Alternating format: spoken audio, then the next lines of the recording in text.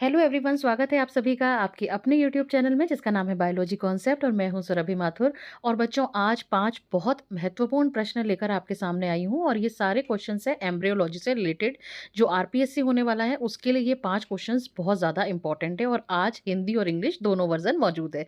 तो आइए शुरू करते हैं क्वेश्चंस का ये सिलसिला। अगर आपको क्वेश्चन पसंद आए तो प्लीज़ वीडियो को लाइक करिएगा, शेयर करिएगा और चैनल को सब्सक्राइब करिएगा।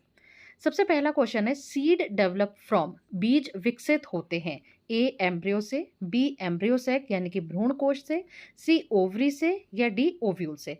तो बच्चों, सीड्स जो डेवलप होते हैं वो डेवलप होते हैं ओव्यूल से। तो इसलिए हमारा सही जवाब होगा option D is the right answer. उसके बाद मूव करते हैं नेक्स्ट क्वेश्चन पर। The most durable organic matter which has help in the preservation of fossil spores and pollen grain is, यानी सर्वाधिक चिरस्थायी जैविक पदार्थ जो जीवाश्मी बीजाणुओं एवं परागकणों के परिरक्षण में सहायक होते हैं। तो आपको उस सब्सटेंस का, उस ऑर्गेनिक मैटर का नाम बताना है। और आपके पास चार ऑप्शन है। पहला lignin, B sporopollenin, C hemicellulose और डी कार्बोहाइड्रेट। तो सही जवाब होगा sporopollenin, option B is the right answer. Question number 3 है, यूफोरबिया पल्चरेमा में नर फूल होता है। Male flower in Euphorbia pulcherrima. इस पर मैंने कई शॉर्ट्स भी अपलोड किए हैं।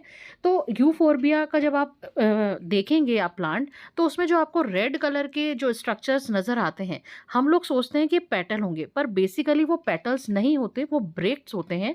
जो बीच में आपको येलो कलर के स्ट्रक्चर्स नज़र आएंगे वो होते हैं मेल फ्लावर और सेंटर में आपको दिखेगा एक फीमेल फ्लावर।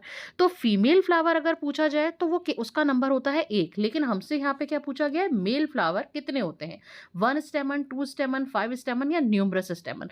तो सही जवाब होगा ऑप्शन डी, न्यूमरस स्टेमन। तो option D is the right answer. फिर आ जाते हैं नेक्स्ट क्वेश्चन पर। The plant with lowest chromosome number is, सबसे कम गुणसूत्र संख्या वाला पौधा है। Haplopappus gracilis, P littorosa, Salix tetrasperma या डी साइप्रस रोटंडस। तो इसका सही जवाब होगा बच्चों A, Haplopappus gracilis. Option A is the right answer. अगले क्वेश्चन पर मूव करते हैं। क्वेश्चन है, which among the following is not an example of, ध्यान रखिएगा नॉट पूछा जा रहा है, not an example of natural method of vegetative propagation, यानी निम्नलिखित उदाहरणों में से कौन सी एक कायिक जनन की प्राकृतिक विधि नहीं है। नहीं पर ध्यान देना। ए है वेजिटेटिव प्रोपेगेशन बाय राइजोम्स, यानी कि प्रकंदों के द्वारा कायिक जनन, ये बिल्कुल सही है अगर वेजिटेटिव प्रोपेगेशन के राइजोम्स के थ्रू होता है। बी है vegetative propagation by leaves, leaves के थ्रू भी होता है वेजिटेटिव प्रोपेगेशन, ये भी सही है। Vegetative propagation by air layering. और डी है वेजिटेटिव प्रोपेगेशन बाय रूट्स, जड़ों के द्वारा कायिक जनन। तो देखो, राइजोम, लीव्स और रूट, इन सब के द्वारा क्या होता है, ये कायिक जनन की प्राकृतिक विधि है, यानी natural method of vegetative propagation है। लेकिन जो एयर लेयरिंग है वो नेचुरल मेथड ऑफ प्रोपेगेशन नहीं है, वेजिटेटिव प्रोपेगेशन नहीं है। और हमसे नहीं ही पूछा गया है, तो ऑप्शन सी इसका जवाब आएगा। Option C is the right answer. तो ये टॉप 5 क्वेश्चंस थे एम्ब्रियोलॉजी के। आगे और बहुत इंपॉर्टेंट क्वेश्चंस की वीडियो लेकर मैं आपके सामने हाजिर होती रहूंगी। तब तक के लिए थैंक यू वेरी मच। अगर आज का वीडियो आपको पसंद आया हो तो प्लीज़ इसको लाइक करिएगा, शेयर करिएगा और चैनल को सब्सक्राइब करिएगा। Thank you very much.